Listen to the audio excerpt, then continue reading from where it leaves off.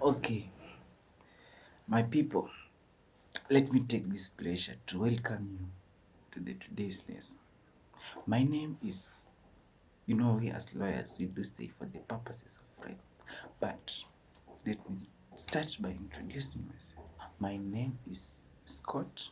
I'm a law student at one of the universities in Kenya, the popular university, of course. I don't want to mention it. So, today I will be taking you through forced migration. Is one of the units in law, and basically I just want to tackle the part on types of migration and try and differentiate between immigration and immigration. So it's going to be a short lecture and simple and clear. All I need is your attention, and before you do anything, just click on the red button just to subscribe. That's the only thing that will encourage me in delivering my lectures, and that's the only way you can support online lessons and how to learn online. So forced migration, before we deal with this thing of forced migration, we must first know what migration is. And our lecturer, Mr. Fad, used to tell us, before you do this unit of forced migration, he started by advising us that success doesn't come just like that. No, success is not for the many people who choose, but for the chosen few. And just want to urge you, students of law, to be committed in your studies, because success is for the few who choose. Avoid procrastination, because it doesn't demand so. Because law demands hard work, you must know the case law, the constitutions, the statutory provisions. Yeah, you must know them. So, what is migration? That is the question on the table. What is migration? What is migration? That is the question. What is migration? So, from the definition of migration that our teacher gave us, he told us that migration is the movement of people and animals from one place to another. Let's take an example of the northern parts of our country, Kenya. Let's take an example of Turkana. The climate Turkana is not that favorable, and most people who live at those places are pastoralists. And these are people who move with herds of cattle, looking for pastures and water, for their cattle. So, as migration itself says, that is the movement of people from one place to another, and animals. So they move from Turkana maybe to Marsabit, Mandera, or nearby country to look for pasture, water, and anything. So in simple terms, migration is the movement of people or animals from one place to another. With that, we are ready to move. So,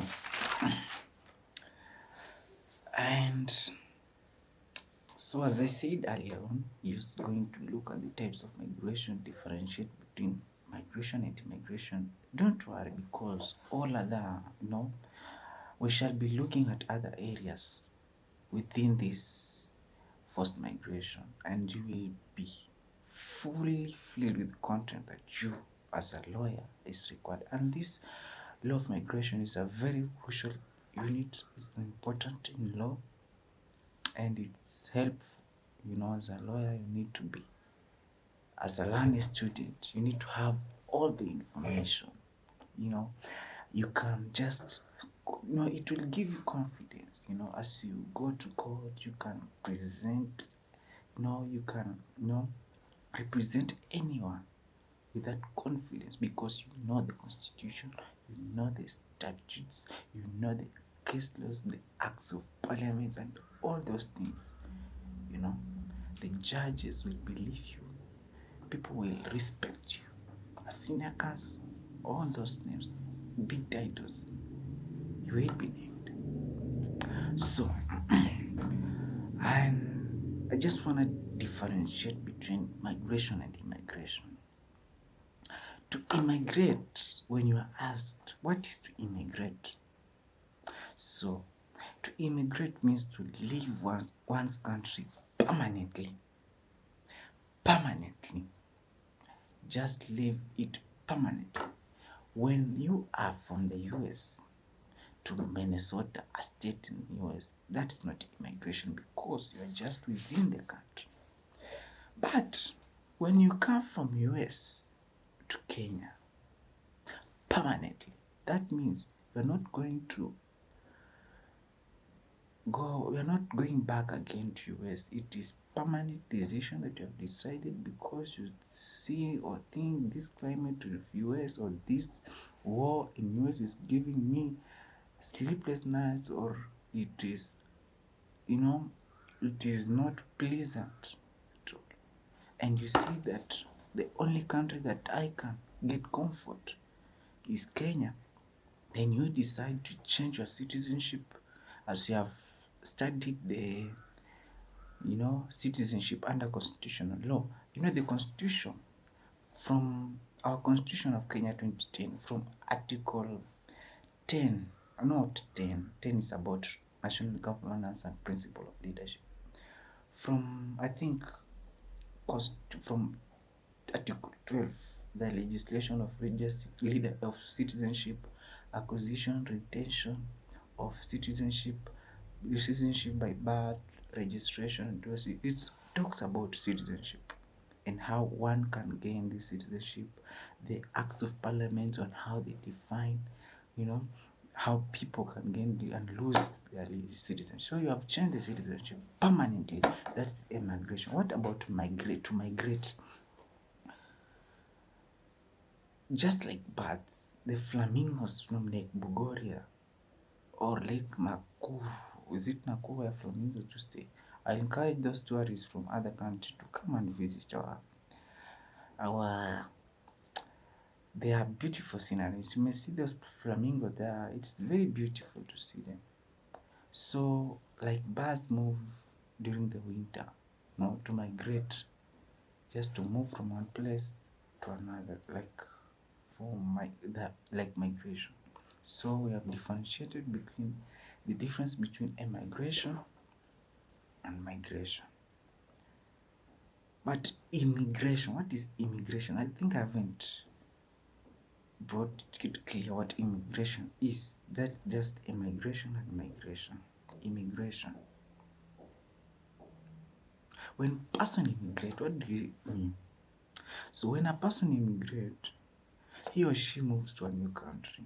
During the great waves of the immigration between 1880 and 1924, over 25 million of Europeans immigrated to US. This is giving us a situation whereby the Europeans immigrated to US during the 1880s. So this does not mean permanently as we have defined immigration, but it's just the movement to another country. Immigration, you come to another country. So types of immigration, there are very many types of migration, more than 20.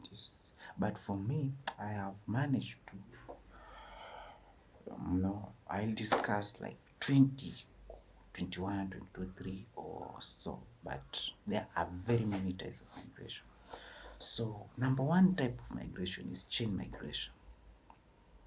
As you understand the meaning of chain, the common understanding, a chain, something which can, or can tie someone. When you